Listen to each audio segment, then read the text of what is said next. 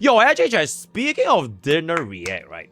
Actually, not speaking of dinner react, sorry. Speaking of Gilgamesh, right? Speaking of Gilgamesh, I am almost kind of done with Bro's early access. Whoa. I'm almost kind of done with Bro's early access. Like, because I was working on him, like, literally this morning as well. The Slender to Bro is like a 50-50. It's kind of unjustified, but it's also kind of justified. So he's in a very interesting spot where if you want to play Saber, right? If you want to play Saber, if you are a Saber main, it's a Sarah, right? Bro is a Sarah. If you want to play a Saber DPS in the big 2-6, he is tier 0. There are no other units we have right now that can do what Bro does from his kit. I mean, his entire kit is already out, so it's not even leakers at this point anymore. You can literally just check out the HoloLab community to give you a concept of this thingy right here, right? Not this, not this, not this, there's this. Okay, this, right?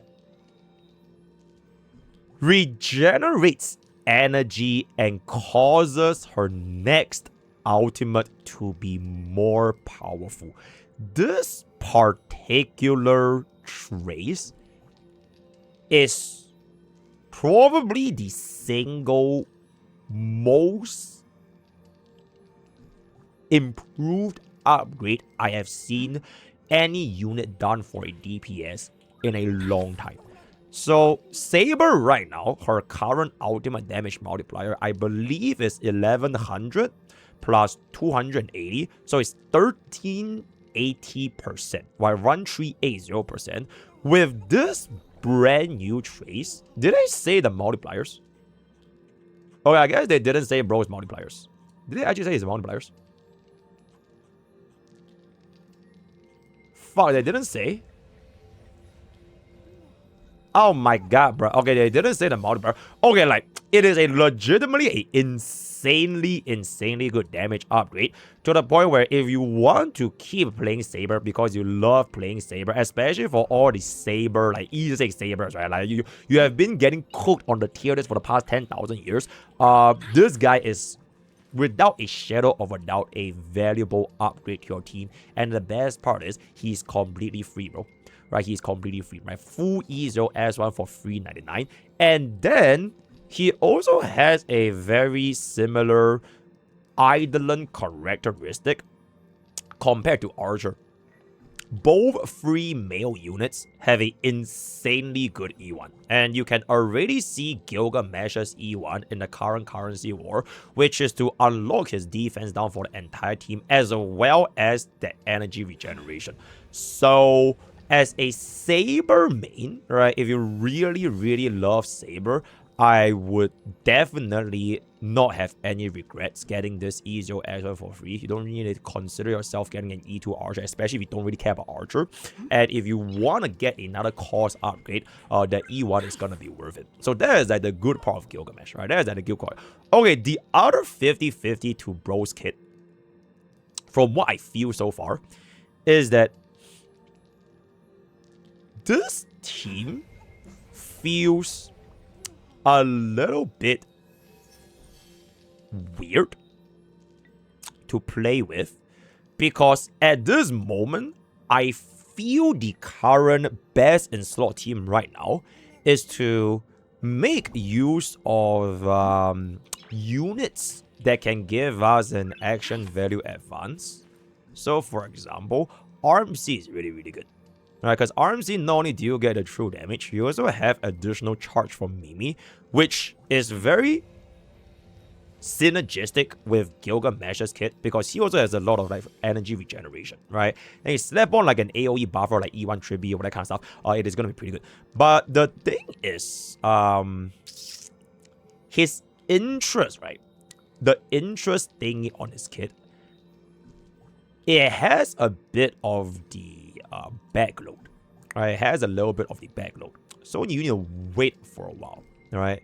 And when it comes to tier list and clears for endgame content, every bit of action value matters to you. Right? That is where all of the Cyrene Slender came from. right? Because objectively speaking, E0 Cyrene to E2 Cyrene, you are gonna wait for maybe like 60 to 70 AV to get an ultimate up. But that 60 to 70 AV is the difference between you getting that one cycle clear faster or not faster, right? So a very similar thing is happening right here, where it does feel a little bit slower to get bro going. And I would say that as of right now, for a Saber, that is E0, right? If you're still running your E0 Saber, Saber just suffers from a really bad Eidolon. Her Eidolon vertical investments are just not that good for Saber itself, not Gilgamesh. Gilgamesh is a very, very nice E1, but Saber's Eidolons are kind of eh. So there needs to be a certain degree of like vertical investments where you have to ask yourself, is it actually worth the cost? Strictly from a cost value perspective, I don't think it's worth it, right? But then again, you don't need to play God Rail with the entire agenda of getting the most efficient team out of your way. Like, you don't need to play a tier 0 team all the time, right? If you want to play tier 0, there's Mimo slop, there's Aha slop, there's all the kind of other things. So if you strictly just want to be like a efficient player, right? You want to have the lowest possible cost to clear all the endgame content, like 0 second kind of stuff, then I think this team is probably not going to be quite up there because the cost investment is quite steep. But if you want to just like enjoy your Saber, right? If you want to like, because she's your waifu and like you want to take her to like the next level and that kind of stuff, then I would say Gilgamesh is gonna be a pretty nice little upgrade. So that is my 2 cents so far. Guide is gonna be coming out in 2 days. So Friday is where I'll post Rin Tosaga's guide first. Then Gilgamesh guide should be following very, very soon later. Before I wrap up this early thoughts for Gilgamesh, one thing to consider is, of course, if right now we have a Saber, and if right now we have a Gilgamesh, let's just say you want to play a team with a sustain, right? Huo is going to be pretty good, because there's team 1 energy, regeneration, everything, right? Problem with Huo, she doesn't really attack, so like, it's kind of annoying. But that third slot is the key, right? The third slot right now, you either run RMC, you either run Teep, or I don't know how the future is gonna shape, but let's just say, for example, Himeko Nova, right? She's also a very energy dependent DPS, right? Himeko Nova right now, she hasn't even reached her peak yet, because the best support for Himeko Nova is not very fixed. Right, even if you want to use Sunday, which by right should be very synergistic with Himeko Nova, his multipliers are just not there for his support, right? So if in the future we can also have access to a unit that can perform very similar kits that might work with like a Himeko Nova after sale, I could definitely see that potential coming in for this particular team as well.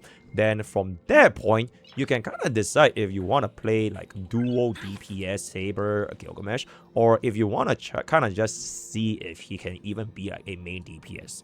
Because he kind of faced a very similar issue with Rin Tosaga and Archer, which is Sparkle can only buff 1 unit at a time with the skill, right? So you only have the 50% AV advance. Most of the time you're going to be using it with Archer. Sometimes you could give it to Rin just for the additional, whatchamacallit, crit damage buff right before Rin casts her enhanced skill, but it's not a team-wide crit damage buff unless you get E6, right? So right now, Saber and Gilgamesh, both of them actually deal very good damage. So Gilgamesh's ultimate damage multiplier is also like really, really up there. And if anything, it is I think it's like slightly higher than Saber.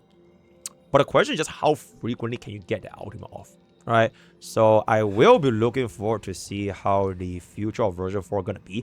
And the runway at this point is already like kind of short, because Aha Slop still has like, I'm assuming 2 missing units.